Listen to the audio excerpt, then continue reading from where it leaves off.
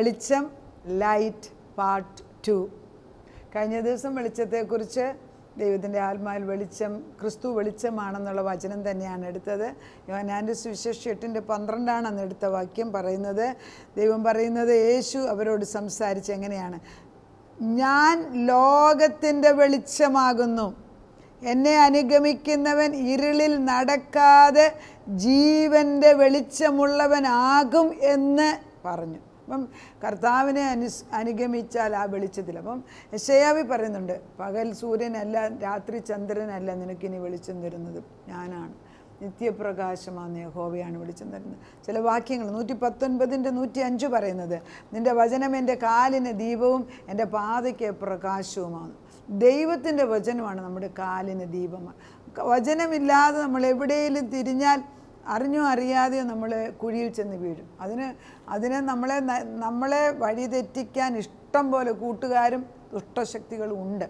നമ്മൾ ഈ ലോകത്തിൽ ജീവിക്കുമ്പം ചിലർ പറയും പിശാചൊന്നും ഇല്ല, പിശാചിൻ്റെ അത് ശരിയല്ല. ഒത്തിരി പ്രാധാന്യം പിശാചിന് കൊടുക്കണം, അവനെ ഒറ്റ അടിക്ക് മാറ്റാനുള്ളതേ ഉള്ളൂ. പക്ഷെ പിശാച് ഉണ്ടെന്നുള്ളത് വേദപുസ്തകത്തിൽ കാണിക്കുന്നുണ്ട്. എത്രയോ ഭാഗത്ത് 1/3 മിനിസ്ട്രി ക്രിസ്തുവിൻ്റെ അത് ഭൂതബാധകളെ അടിച്ചു മാറ്റുന്നതായിരുന്നു. അപ്പം പിശാചുണ്ട്. പക്ഷെ നമ്മൾ വെളിച്ചത്തിലാണെങ്കിൽ ആ വെളിച്ചം നമ്മളിൽ എപ്പോഴും ക്രിയ ചെയ്തുകൊണ്ടേയിരിക്കണം. ഇത് ബാറ്ററി റീചാർജ് ചെയ്യുന്ന പോലെയാണ്. നമ്മൾ ഇന്നലെ വിളിച്ചുകൊണ്ടെന്നും പറഞ്ഞ്, ഇന്നലെ ഫോണിനകത്ത് ചാർജ് ഉണ്ടെന്നും പറഞ്ഞ് ഇന്ന് കാണത്തില്ല. We need to recharge. അതുപോലെ തന്നെയാണ് ദിനം പ്രതി അവൻ്റെ ഫ്രഷ് മന്ന, പുതിയ മന്ന നമ്മൾ കഴിച്ചുകൊണ്ടേയിരിക്കണം. എന്നാലേ നമുക്ക് ബലം വരത്തുള്ളൂ. നിൻ്റെ വചനം എൻ്റെ കാലിന് ദീപം, എൻ്റെ പാതയ്ക്ക് പ്രകാശമെന്ന്. യെശയ്യാ 60:19. ഇനി പകൽ നേരത്ത് നിൻ്റെ വെളിച്ചം സൂര്യനല്ല, നിനക്ക് നിലാവട്ടം തരുന്നത് ചന്ദ്രനല്ല, യഹോവ നിനക്ക് നിത്യപ്രകാശവും നിൻ്റെ ദൈവം നിൻ്റെ തേജസ്സുമാകുന്നു. എന്ത് വേണം? ദൈവമാണ്, യഹോവയാണ് എൻ്റെ നിത്യപ്രകാശം. അല്ല, ഈ യഹോവ നമ്മളെ ഇട്ടേച്ചു പോകത്തില്ലെന്നേ. അത് നമ്മൾ ഈ രണ്ട് ഫുട് സ്റ്റെപ്സ് എന്ന് പറഞ്ഞൊരു റൈറ്റപ്പ് ഉണ്ടല്ലോ, അത് നമ്മൾ വായിക്കുമ്പോഴും യേശു ക്രിസ്തു വേറൊരാളുമായിട്ട് കടൽ തീരത്ത് നടന്നുകൊണ്ടിങ്ങനെ പോവുകയാണ്. അപ്പോൾ ആദ്യമേ നോക്കുമ്പം യേശുവിൻ്റെ 2 കാൽപാദമുണ്ട്, നടക്കുന്ന ആളിൻ്റെ കാൽപാദം ഈ മണ്ണയിൽ പതിയുന്നുണ്ട്. കുറേ നേരം കഴിഞ്ഞപ്പോഴത്തേക്ക് 2 കാൽപാദം മാത്രമേ ഉള്ളൂ, ഫുട് സ്റ്റെപ്സ്. അതിപ്പം കഴിഞ്ഞ് വെച്ച് അവർ വീണ്ടും ഒന്നിച്ചാകുമ്പം അവന് ബോധം വരുമ്പോൾ അവൻ യേശുവിനോട് ചോദിക്കുന്നത്, അത് കൊള്ളാമല്ലോ, എനിക്ക് കഷ്ടമുള്ള സമയത്ത് യേശു നീ എൻ്റെ കൂടെ ഇല്ലായിരുന്നല്ലോ എന്ന് പറഞ്ഞു. അപ്പോൾ യേശു തിരിച്ചു പറയുന്നത് വളരെ സമ്മറൈസ് ചെയ്തവൻ. യേശു പറയുന്നത്, കഷ്ടകാലത്ത് ഞാൻ നിന്നെ എൻ്റെ കൈകളിലാണ് വഹിച്ചുകൊണ്ട് നടന്നത്, നിൻ്റെ കാല് നിലത്ത് മുട്ടിയില്ല. That's exactly the truth of God's love. നമ്മൾ കഷ്ടകാലം വരുമ്പോൾ ദൈവം എന്നെ കളഞ്ഞു, ഓർത്തില്ല എന്നൊക്കെ പറഞ്ഞു. ദൈവം നമ്മളെ വഹിക്കുന്നത് കൊണ്ട് മാത്രമാണ് ഭൂമിയിൽ നമ്മൾ ജീവിച്ചിരിക്കുന്നത്. അല്ലെ എപ്പോഴേ നമ്മളെ ദുഷ്ടശക്തി ഇല്ലാതാക്കിയതിന് ദൈവത്തിൻ്റെ ആത്മാവ് നമ്മുടെ. അതുകൊണ്ടാണ് പറയുന്നത്, ഈ ദൈവം മാറി നിൽക്കത്തില്ല. യഹോവ നിൻ്റെ നിത്യപ്രകാശവും നിൻ്റെ ദൈവം നിൻ്റെ തേജസ്സുമാകുന്നു. നിൻ്റെ സൂര്യൻ ഇനി അസ്തമിക്കത്തില്ല, നിൻ്റെ ചന്ദ്രൻ മാഞ്ഞു പോകത്തില്ല. യഹോവ നിൻ്റെ നിത്യപ്രകാശം. നിൻ്റെ ദുഃഖകാലം തീർന്നു പോകും. നിൻ്റെ ജനമൊക്കെയും നീതിമാന്മാരാകും. ഞാൻ മഹത്വപ്പെടേണ്ടതിന് എൻ്റെ നടുതലയുടെ മുളയും എൻ്റെ കൈകളുടെ പ്രവൃത്തിയുമായിട്ട് അവർ ദേശത്തെ സദാകാലത്തേക്കും കൈവശമാക്കും. കുറഞ്ഞവൻ 1000 ചെറിയവൻ മഹാജാതിയുമായി തീരും. യഹോവയായ ഞാൻ രക്ഷ തക്ക സമയത്ത് അതിനെ ശീഘ്രമായി നിവർത്തിക്കും. അപ്പം ദൈവം പറയുന്നു, ഞാനാണ് വെളിച്ചമെന്ന്. ഞാനാണ് വെളിച്ചം. നമ്മൾ ഈ സൂര്യനെ നോക്കി ചന്ദ്രനെ നോക്കി ഒരു കാര്യം, സൂര്യനെയും ചന്ദ്രനെയും നോക്കി രാവും പകലും തിരിച്ചറിയാം.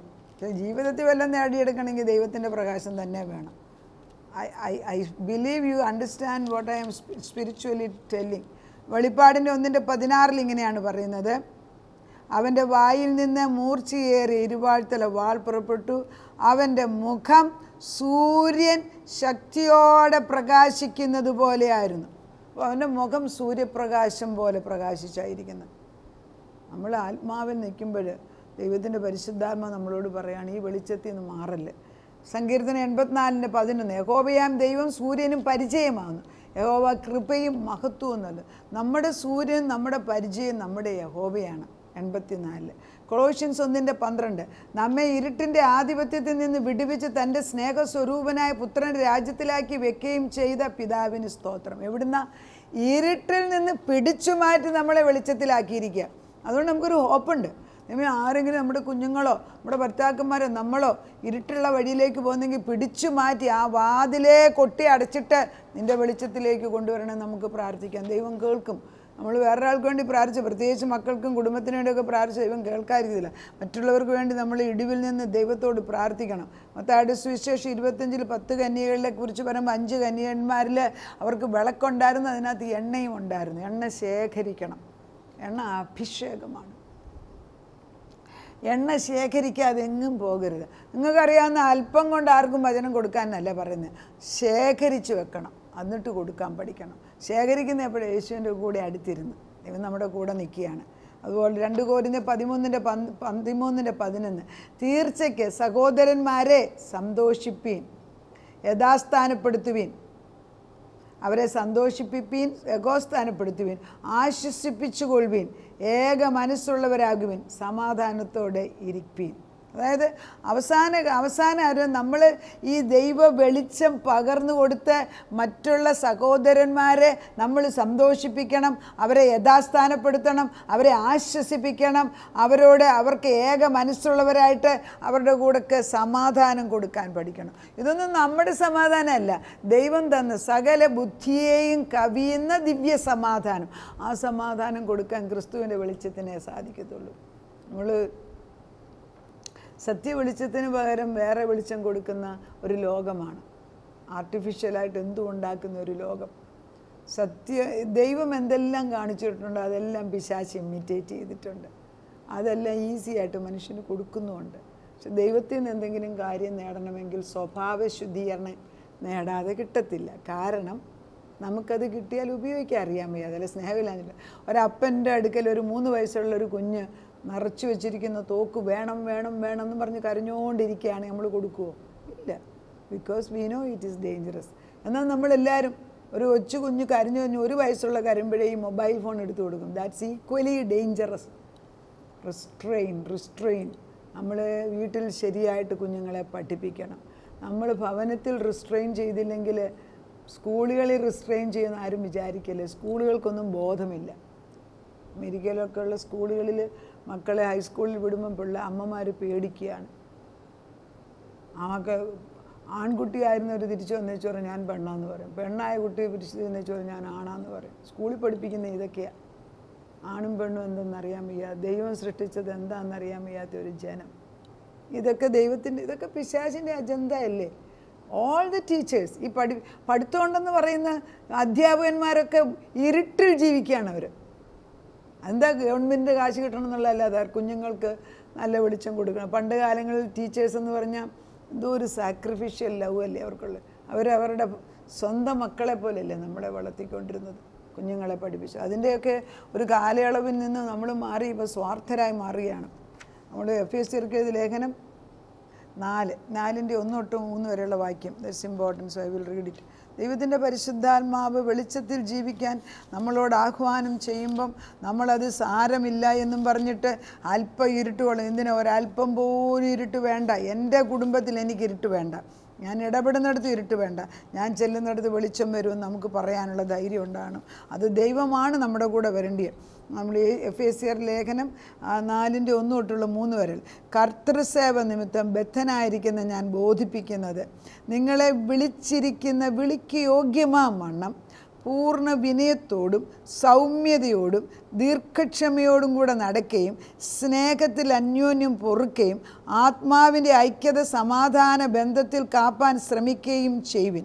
നിങ്ങളെ വിളിച്ചപ്പോൾ ഏക പ്രത്യാശയ്ക്കായി നിങ്ങളെ വിളിച്ചതുപോലെ ശരീരമൊന്ന്, ആത്മാവൊന്ന്, കർത്താവൊന്ന്, വിശ്വാസമൊന്ന്, സ്നാനമൊന്ന്, എല്ലാത്തിനും മീതെയുള്ളവനും എല്ലാവരിലും കൂടി വ്യാപരിക്കുന്നതിന് എല്ലാവരും ഇരിക്കുന്ന എല്ലാവർക്കും ദൈവവും പിതാവുമായ ഒരുവൻ തന്നെ. അപ്പോൾ ഈ വെളിച്ചം നമ്മൾ ദൈവത്തിൻ്റെ ആത്മാവിൽ മറ്റുള്ളവർക്ക് പകർന്നു കൊടുക്കണം. എന്താണ്? നമ്മൾ ദൈവത്തിന് വേണ്ടി കർത്തൃസേവ നിമിത്തം ബദ്ധനായിരിക്കുന്ന ഞാൻ പ്രബോധിപ്പിക്കുക. പൗലോസ് ദൈവത്തോടുള്ള സ്നേഹം കൊണ്ടാണ് പ്രബോധിപ്പിക്കുന്നത്. അത് തന്നെയായിരിക്കണം ടീച്ചേഴ്സിൻ്റെ ചിന്ത. അതുതന്നെ ആയിരിക്കണം മാതാപിതാക്കൾ.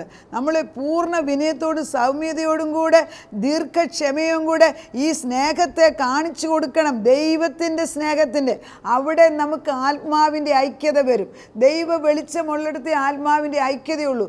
ദൈവത്തിൻ്റെ സ്നേഹമുള്ളിടത്തെ നമുക്ക് എന്തെങ്കിലും പ്രവർത്തിക്കാനൊക്കത്തുള്ളൂ. കർത്താവ് നമ്മളെ ദൈവത്തിൻ്റെ ആത്മാവിൽ നടത്തട്ടെ. സങ്കീർത്തനം 27:1 പറഞ്ഞ് യഹോവ എൻ്റെ വെളിച്ചവും എൻ്റെ രക്ഷയുമാകുന്നു. അപ്പോൾ ഇത്രയും വെളിച്ചത്തെക്കുറിച്ച് പറയുമ്പം ഒരു വലിയ പാത്രത്തിനകത്തു വെളിച്ചം അങ്ങ് നിറഞ്ഞു കഴിഞ്ഞിരിക്കുക.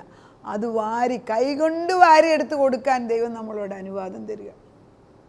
സത്യ വെളിച്ചം അനേകർക്ക് വെളിച്ചമായി മാറട്ടെ. ഇരുളിൽ ജീവിക്കുന്നവർക്ക് വെളിച്ചം പകർന്നു കൊടുക്കുകയും അതിന് നിങ്ങളെ അനുഗ്രഹിക്കട്ടെ. ഞാൻ എടുക്കുന്ന ഈ വചനങ്ങൾ പലരെയും ദൈവത്തിന് വേണ്ടി പ്രവർത്തിക്കാൻ എക്യുപ്പ് ചെയ്യുന്നവരായിട്ടാണ് ഞാൻ കാണുന്നത്. അനേക ശിഷ്യന്മാരെ ഉണ്ടാക്കിയെടുക്കുകയാണ്. അതായിരിക്കണം എൻ്റെ മിനിസ്ട്രി ഒരു കണക്ക് നോക്കിയാൽ. ചിലരെ അപ്പോസ്തലന്മാരും പ്രവാചകന്മാരും ശുശ്രൂഷകന്മാരും പാസ്റ്റേഴ്സും ടീച്ചേഴ്സും ഒക്കെ ആക്കുന്ന പോലെ നമ്മൾ കുടുംബങ്ങളെ പണിതെടുക്കാൻ, നമ്മളെ തലമുറകളെ പണിതെടുക്കാൻ നമ്മളെ ദൈവം ഉപയോഗിക്കട്ടെ. കർത്താവേ, നീ വെളിച്ചമാകുന്ന ഞങ്ങളെ പഠിപ്പിച്ചു. ഇരുട്ടിനാണല്ലോ വെളിച്ചത്തിന് ഏറ്റവും ആവശ്യം. ഒത്തിരി ഇരുട്ടിൽ നടക്കുന്നവർക്ക് എന്താ ചെയ്യുന്നതെന്ന് പോലും അറിയത്തില്ല. പക്ഷെ ഞങ്ങൾ ഒരു വെളിച്ചം ഒരു പ്രാവശ്യം വെളിച്ചം അയച്ചാൽ പോലും അതിന് ഇഫക്റ്റ് ഉണ്ട്. ഒത്തിരി നിരാശയുടെ ഇരിക്കുന്നവരോട് ഒരു വെളിച്ചപ്രകാശം ചെന്നാൽ അവിടെ ഒരു പ്രയോജനമുണ്ട്.